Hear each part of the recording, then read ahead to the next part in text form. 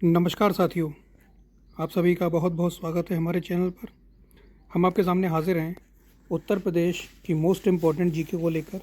आज हम डिस्कस करेंगे chapter number 11 irrigation in Uttar प्रदेश, यानी कि उत्तर प्रदेश में सिंचाई के साधन।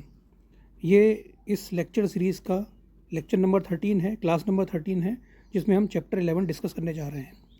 अगर आप हमारे चैनल पर नए हैं और आपने अभी तक इसे सब्सक्राइब नहीं किया हुआ है तो नीचे सब्सक्राइब का बटन दबाकर सब्सक्राइब कर लीजिए और बेल आइकन दबाकर ऑल पर क्लिक कर दीजिए, जिससे आपको हमारे हर नए वीडियो का नोटिफिकेशन टाइम से मिल जाए और आप उसे सबसे पहले देख पाएँ। ये लेक्चर सीरीज़ 35 चैप्टर्स में डिवाइडेड रहेगी। 35 चैप्टर्स फिनिश होने के बाद हम पूरी उत्तर प्रदेश की जीके को वन लाइनर्स की मदद से डिस्कस भी करेंगे, ताकि आपको पूरी नॉलेज डीप में हो जाए। चलिए देर ना करते हुए हम आगे बढ़ते हैं। बात करेंगे क्वेश्चन नंबर 1 की। क्वेश्चन नंबर 1 है, the largest source of irrigation in Uttar Pradesh is. Uttar Pradesh में सिंचाई का सबसे बड़ा स्रोत क्या है? कैनाल, पॉन्ड, ट्यूबवेल या वेल? इसका correct answer option number C है, ट्यूबवेल। चलिए देखते हैं इसके बारे में।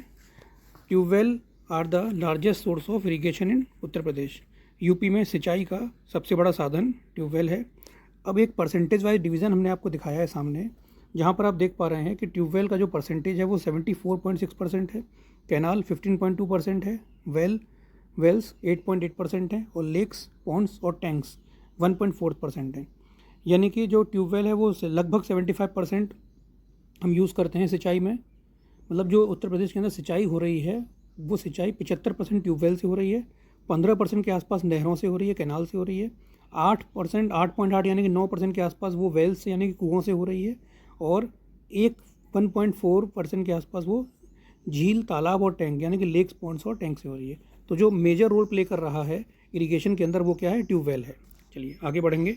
Next question, in terms of percentage of area irrigated by tubewell the rank of Uttar Pradesh is. यानी कि ट्यूबवेल द्वारा सिंचित क्षेत्र के प्रतिशत की दृष्टि से, ध्यान दीजिएगा, ट्यूबवेल द्वारा सिंचित क्षेत्र के प्रतिशत की दृष्टि से उत्तर प्रदेश का स्थान क्या है? First, second, third, fourth.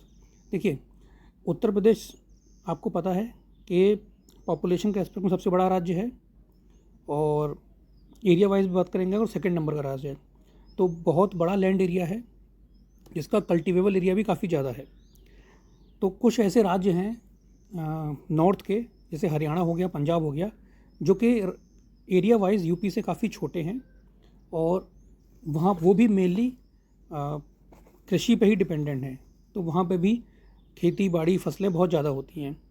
तो अगर परसेंटेज वाइज हम देखेंगे तो उत्तर प्रदेश की जो रैंक है वो यहाँ पर आएगा, वो रैंक है थर्ड, यूपी की rank in terms of irrigation by tubewell. ऐसा इसलिए बोल रहे हैं, हालांकि हम 75% के आसपास ट्यूबवेल ही यूज़ कर रहे हैं, लेकिन जो अदर स्टेट हैं जैसे पंजाब, हरियाणा हैं, उनमें ये परसेंटेज थोड़ा सा ज़्यादा है। तो UP ranks third after Punjab and Haryana in terms of percentage of irrigated area in the country. यानी कि देश में सिंचित क्षेत्र के प्रतिशत के मामले में यूपी पंजाब और हरियाणा के बाद तीसरे स्थान पर आता है। अगला क्वेश्चन देखेंगे, the tank, pond and lake irrigation is practised mainly in. Tank, तालाब और झील से सिंचाई मुख्यतः कहाँ की जाती है?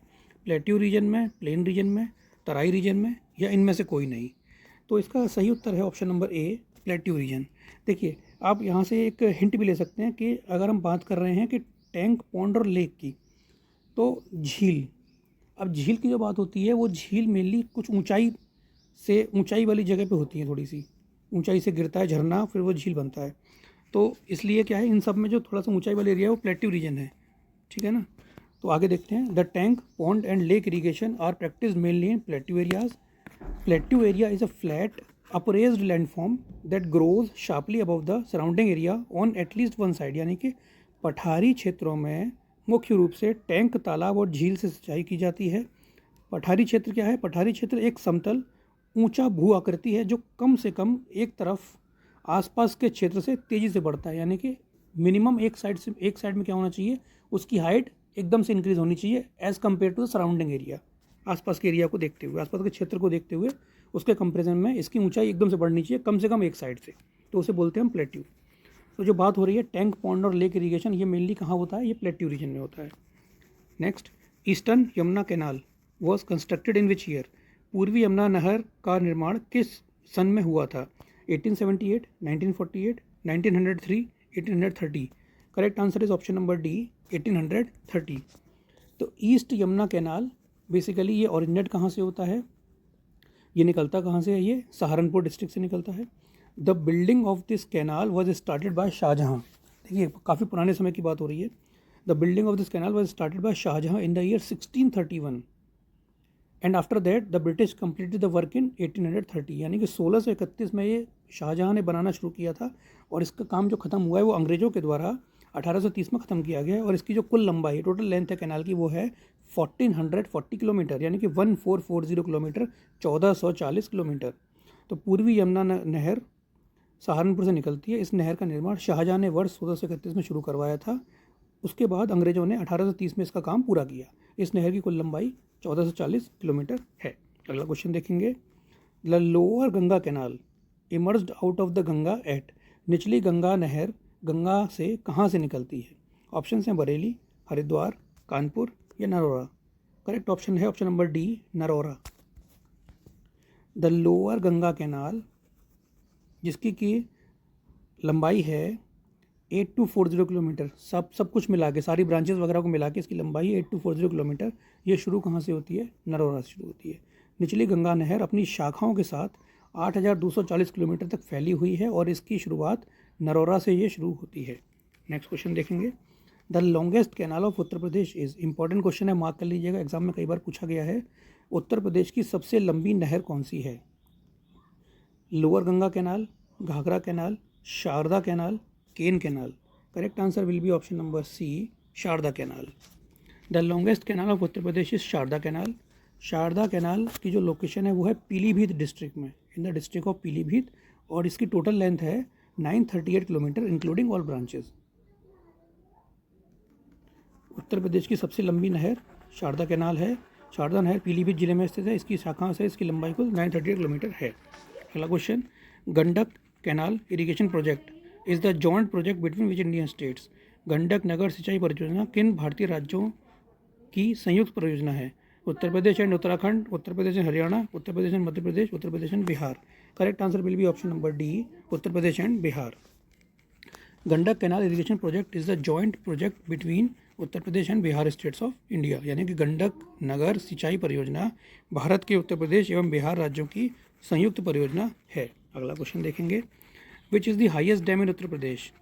देखिए ये क्वेश्चन पूछा गया है और कई जगह इसमें कन्फ्यूज़न रहता है ऑप्शन सी और ऑप्शन डी में। हालांकि इसका करेक्ट आंसर है ऑप्शन नंबर डी।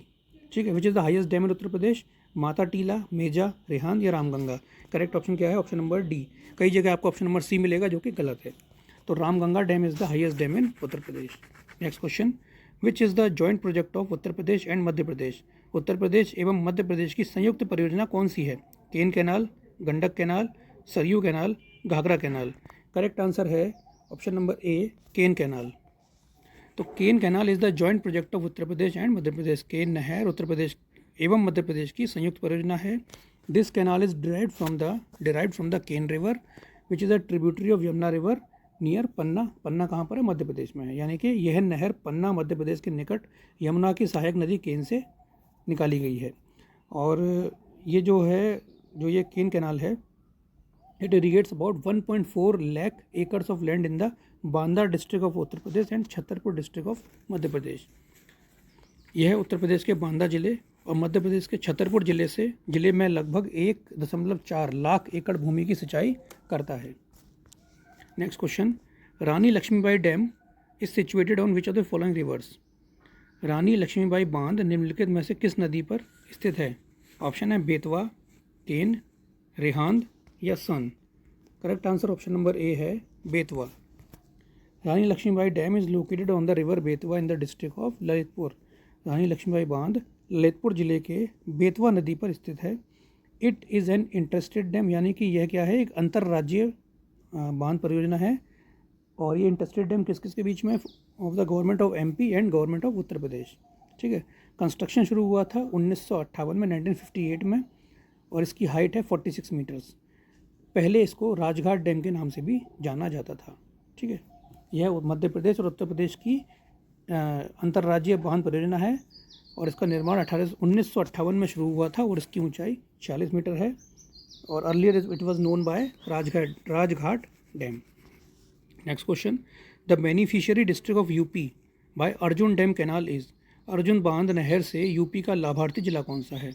एटा, इटावा, गोरखपुर या Hamirpur? Correct answer is option number D, Hamirpur. Hamirpur of district of Uttar Pradesh is benefited from the Arjun dam canal. Arjun बांध नहर से उत्तर प्रदेश के हमीरपुर को लाभ हुआ। The beneficiary district of Uttar Pradesh by Arjun dam canal is Hamirpur and Mahoba. Hamirpur के साथ में महोबा को भी इससे लाभ मिलता है।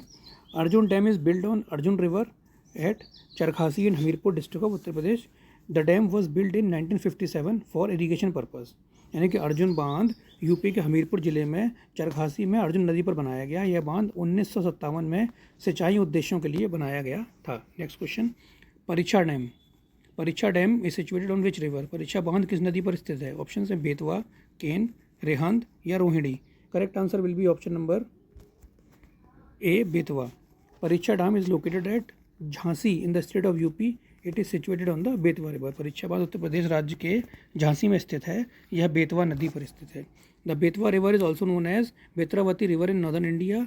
The Parichha thermal power plant is using its reservoir for electricity generation. यानी कि बेतवा नदी को उत्तरी भारत में बेत्रवर्ती नदी के नाम से भी जाना जाता है। परीक्षा थर्मल पावर प्लांट बिजली उत्पादन के लिए अपने जलाशय का उपयोग कर रहा है। ठीक है, next question, the Rajghat project dam and canal is jointly handled by UP and MP governments. It is constructed on which of the following rivers? Rajghat परियोजना बांध और नहर को यूपी और एमपी सरकारें संयुक्त रूप से संभालती हैं। इसका निर्माण निम्नलिखित में से किस नदी पर किया गया है? यमुना, चंबल, बेतवा या केन? तो इसका सही आंसर है option number C, Betwa. The Rajghat dam is built on the river Betwa in Uttar Pradesh. It rises in the Vindhya range in Raisen district in Madhya Pradesh, just north of Hoshangabad district in Madhya Pradesh state.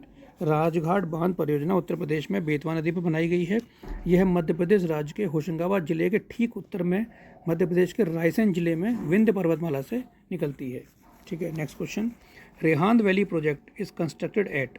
रेहांद घाटी परियोजना का निर्माण कहाँ किया गया है? पीपरी, मथुरा, आगरा या none of these? Correct answer है option number A, Pipri.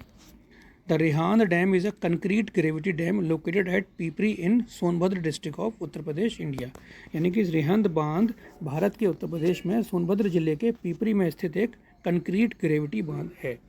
Next question, Govind Ballabh Pant Sagar dam is situated eight.